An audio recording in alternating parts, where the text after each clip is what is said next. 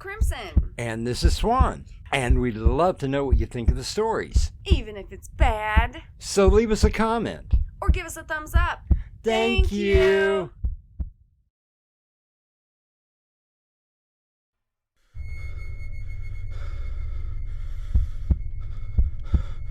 It lies in wait amidst your dreams, where nothing is ever how it seems. It is a portal to a terrifying world beyond the doorway to nightmare.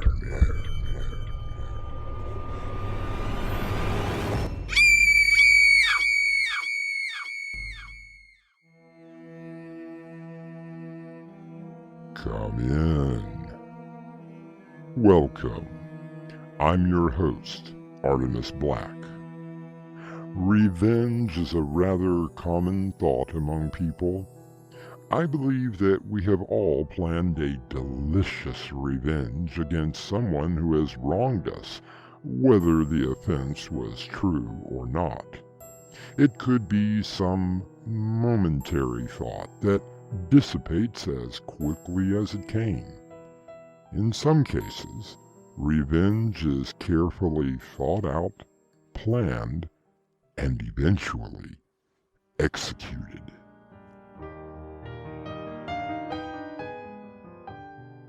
Isn't Michael playing beautifully? Yes, my dear. I suppose that my money is being well spent. Of course it is, Arnold. We haven't had an empty seat in the theater since he started these concerts. And I suppose that you have been keeping him happy? I have been making sure that he has everything he needs, if that is what you mean. Of course, darling.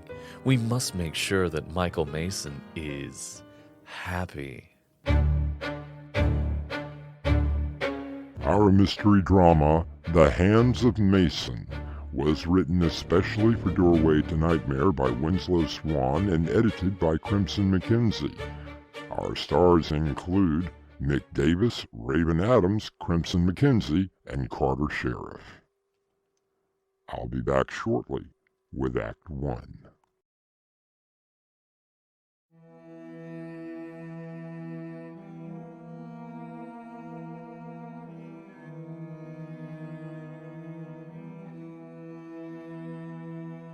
Permit me now to introduce you to Michael Mason, a young concert pianist whose career has begun its climb to stardom. He began playing the piano at the age of 5, and by the tender age of 10, was renowned as a prodigy. Now he is 25, handsome, and beginning a series of performances at the concert hall. However, he is now at a rather cheap roadside hotel with someone he considers very special. That was wonderful. I love you, Heather. And I love you. However... Wait a second. Where are you going? I have to get back before Arnold gets home. But I thought you said he wouldn't be home until late tonight. I did. There is always the chance that he could return early. Besides, you have a concert to get ready for. How long are we going to keep doing this? Doing what? Meeting like this? In some nondescript motel miles from the city? You know perfectly well why we have to do this, my love. Well, you could always divorce him. Yeah, and live on what? You know he made me sign a prenup. Yes, made you sign it. You could get an attorney to contest that, you know. Even if I tried, Arnold would hunt us down. We're taking a chance doing what we were doing now. And I see that you have another bruise. That was my fault. I fell in the bathroom yesterday. Looks like a fist to me. Please, Michael, let's just keep things the way that they are. How are your hands? Didn't you get enough of them? I meant for playing. So did I. The piano. Playing the piano. They're fine. Seriously, though, at least think about leaving Arnold? Michael, it was his money that financed these concerts. I can't leave him. Not yet, anyway. Will I see you tonight at the theater? I'm gonna try to get Arnold to come with me. I love you, Heather. I really do. And I love you. We just have to be careful for at least a little while longer.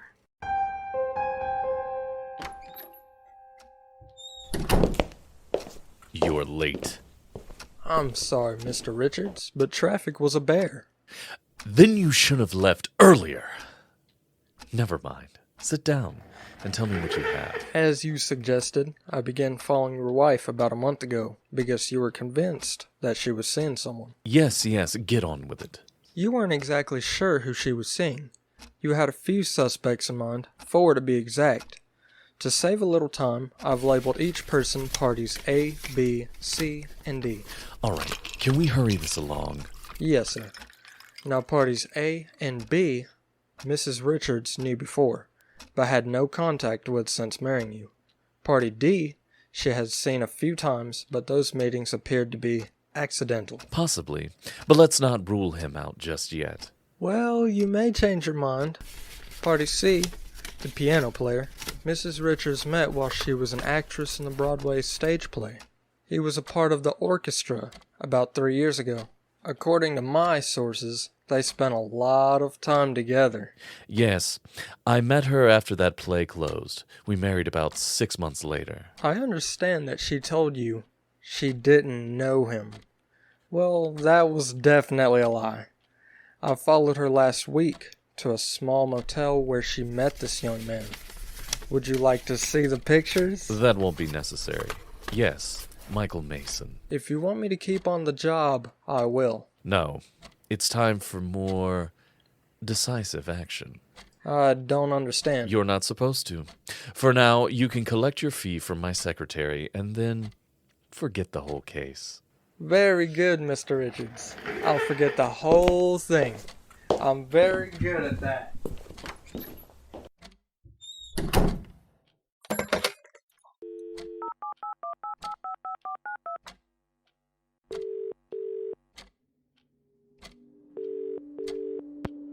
Brandon, is it you? Just hit the start button. Very good. Michael Mason is playing tonight at the concert hall. I'm sure Heather will want to go. It should end around 10. Meet me at the rear entrance. I have a special job that will require your services. Oh, and Brandon, make sure you bring the dull bladed axe.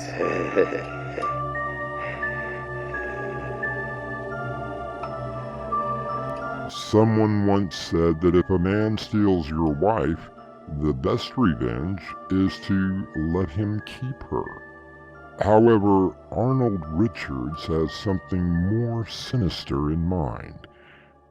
Let's find out as we return with Act 2 shortly.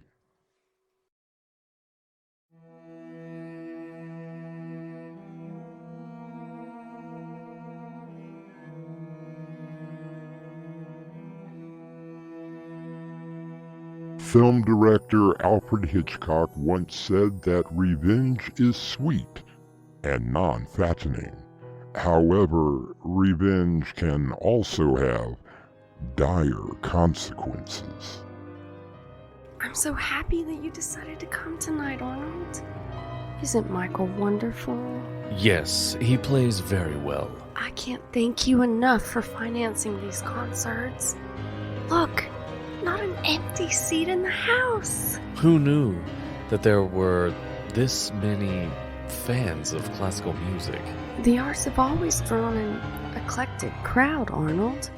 As I've tried to explain to you. I told you, my dear, that your life as an actress is far behind you. Yes, Arnold.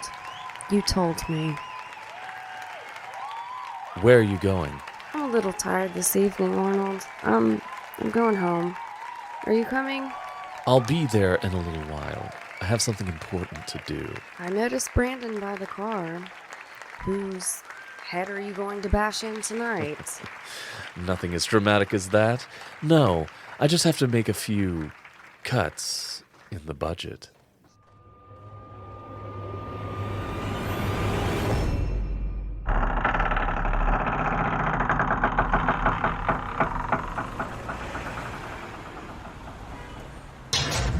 Mr. Mason, over here.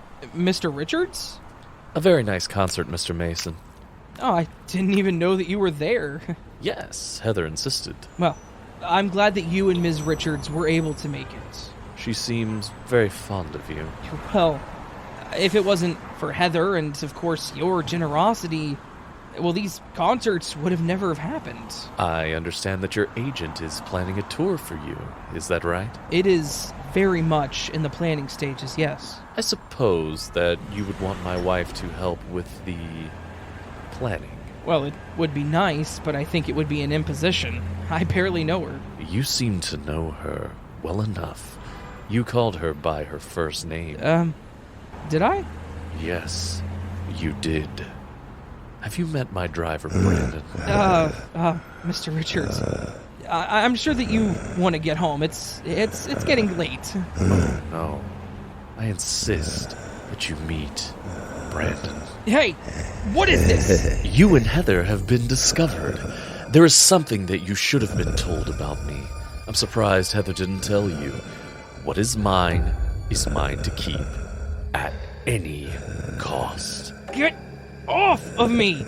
Take your hands off of me! Hey, what are you doing with that axe? Brandon, would you mind holding Mr. Mason down and stretching out his arms? What are you going to... Oh, no. No! The edge of this blade is dull. Very dull. In other words, this is going to be very, very painful. No!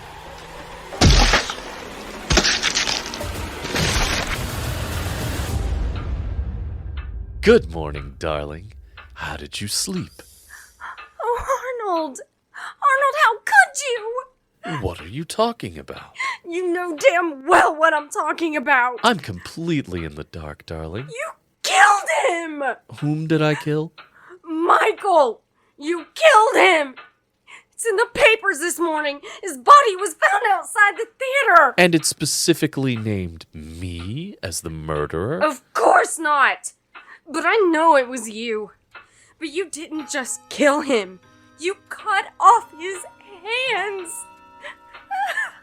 His beautiful hands. Sounds like something that is gang-related. Perhaps our young pianist was in debt to someone. You know that isn't true. You killed him because you thought that I was seeing him. But weren't you, darling? Now, don't try to deny it. I hired a private detective, and he brought me some rather interesting pictures. You didn't have to kill him. Now, why would I kill him? As you said, the theater was selling out every concert. Without him, I would lose a lot of money. I had no reason to kill him. You did kill him. You're insane. Only about certain things, my dear. You know perfectly well that what is mine, I aim to keep. Then you did kill him. You cut off his hands, and then you left him there to bleed to death, all alone. I can assure you, my dear, that I had nothing to do with it. I could kill you. Michael was warm, caring, and loving. He was everything that you're not. Somehow, some way, you will get what's coming to you. And just where do you think that you are going? Somewhere. Anywhere. Away from you! So, you're leaving me. I should have done it a long time ago. When I found out just how cruel and heartless you could be. Face the facts, Heather. You married me for my money because you could not make it as an actress. I hate you. I hate you. Do you hear me? I hate you. Heather, come back here. Come back here.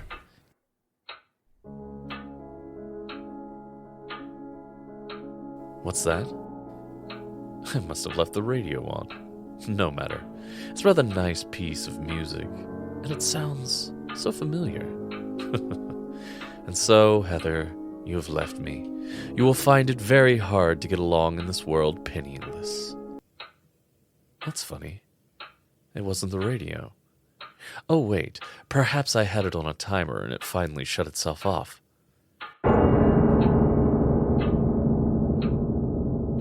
What is that? Evil is always devising more corrosive misery through man's restless need to exact his revenge out of hate, said Ralph Steadman. But evil comes in many forms and out of many situations, and sometimes from beyond the grave. I'll be back shortly with Act 3.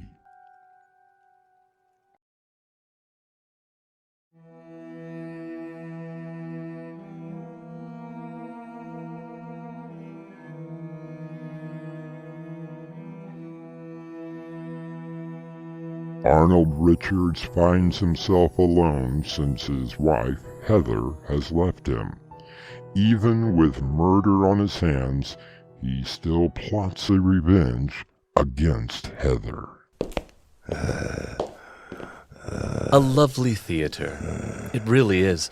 Too bad we have to burn it down. Isn't that right, Brandon? You know what to do.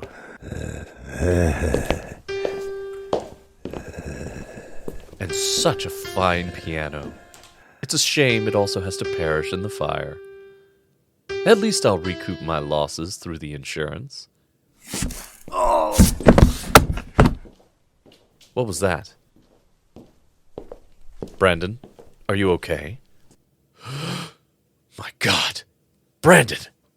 Your hands! They've been cut off!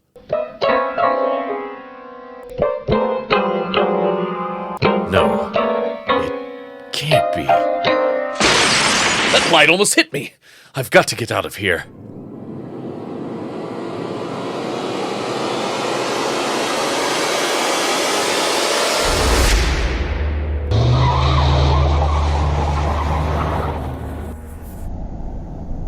Brandon, dead. His hands completely cut off. And the piano. I'm going crazy. Yeah! A hand! On the seat next to me! No! Get away! Ah! Another hand! No! Choking me! Can't breathe! Stop it! No! Get off of me! The hands! Mason's hands! Help! No! No!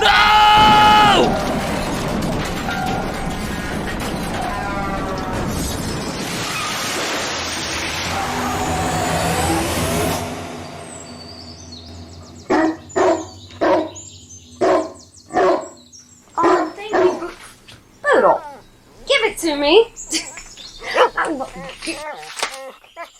I love you, but you need to go home. Go on. Yes, I'll put your treat out for later. Okay. Let's see what Mother's gonna gripe about today. Okay.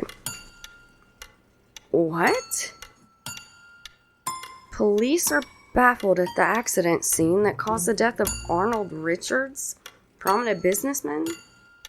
Witnesses report that Mr. Richards was driving erratically before crossing the center line and flipping his car several times. His driver, Mr. Brandon Curtis, was found dead at the theater that was recently the scene of another tragic murder. The death of Mr. Michael Mason, concert pianist. The strangest part of the case was that all three victims' hands had been removed and not been recovered. Arnold Richards is survived by his loving wife, Heather Richards. Loving wife.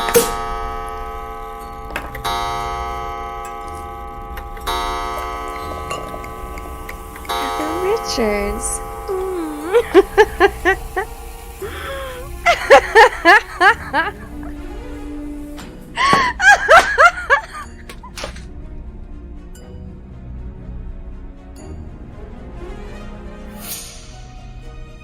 And as our curtain closes, I'm reminded of a line from Shakespeare. Vengeance is in my heart, death in my hand, blood and revenge are hammering in my head. I'll return shortly with a final word.